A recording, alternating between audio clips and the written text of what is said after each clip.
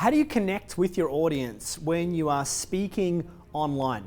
Through 2020, we went through a major change in the world where essentially everything moved online. We used to run events face-to-face, and now everything is done through Zoom, through online events, and we are now more global than we've ever been, so there's a lot to take away from that. So I want to share with you 3 things that you can implement straight away when you're presenting online through a small workshop, through Facebook, through Instagram, in any way you're connecting through the medium of video. So the first thing is this: when you are creating engagement with an audience, make everything about them instead of making everything about you.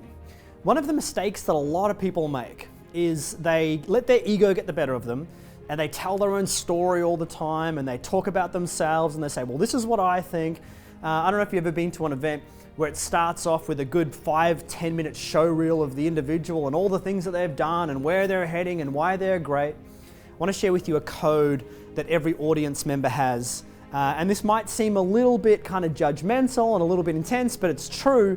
Most people are thinking, what's this got to do with me? And why should I care? And that's really important to know when you're a speaker, that the audience is thinking, well, what's this got to do with me? And why should I care? And so one of the things to keep in the back of your mind is that everyone in your audience, if it be a virtual audience, if it be through a video and they're commenting later, if it's through a live event, everyone is thinking, what's this got to do with me? And I want you to remember, this is what I remember when I'm on stage, is that everyone's got a little sign on top of their forehead that says, make me feel special. And so when I'm connecting with people, I want to make sure I give people an opportunity to speak, to share. I want to know their name. I want to know where they're from. I want to know what they think about what I'm talking about. I want to engage people and let them become part of our workshops. Now, there's been so many workshops that I've ran where I've had people say in the first 10-15 minutes of being with us that they knew that we were the school for them, because we just simply didn't ram content down their throat, and instead we started up with a conversation saying, hey, welcome, where'd you guys come from? Who would like to share what's inspired you to come here? And we make the events all about our audience members. It's something that we do really well at the Coaching Institute, and I really recommend doing it. If you're on a video or if you're in the room, in any situation, make it about your audience. If you have an opportunity to make someone feel good, to light them up, to give them significance, do it, because it's one of the most important things you can do as a speaker. The second thing is this, is be passionate, right? Now, a lot of people misunderstand passion and they turn it into hype and rah-rah.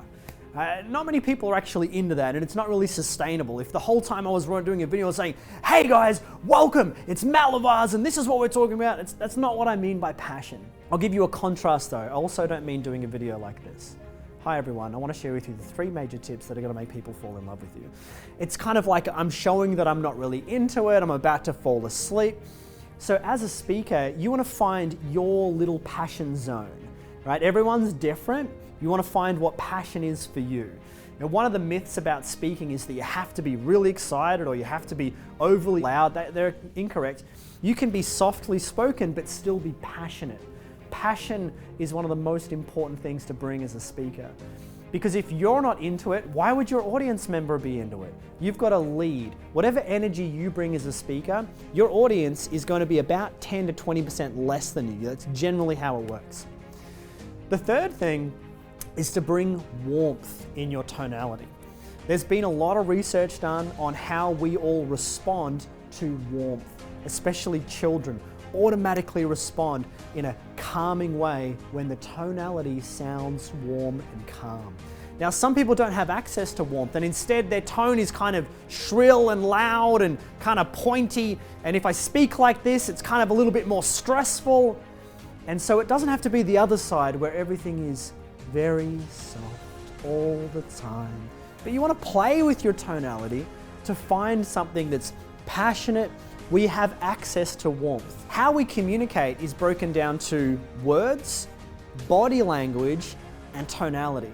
And tonality makes up around about half, just underneath half of how we communicate. So focus on practicing your warmth as you speak. I trust you've taken away some value from this. These are ideas that you can implement straight away. These are ideas that I use as a speaker all the time.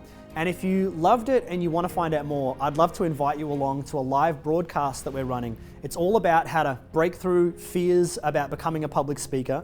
And it's all about developing the skill to become a professional speaker as well, to get on stage. All you have to do to accept my invitation is go ahead and click the link below. You'll head over to another page where I'd love to tell you more about the event. It's completely free, and I would love to see you there.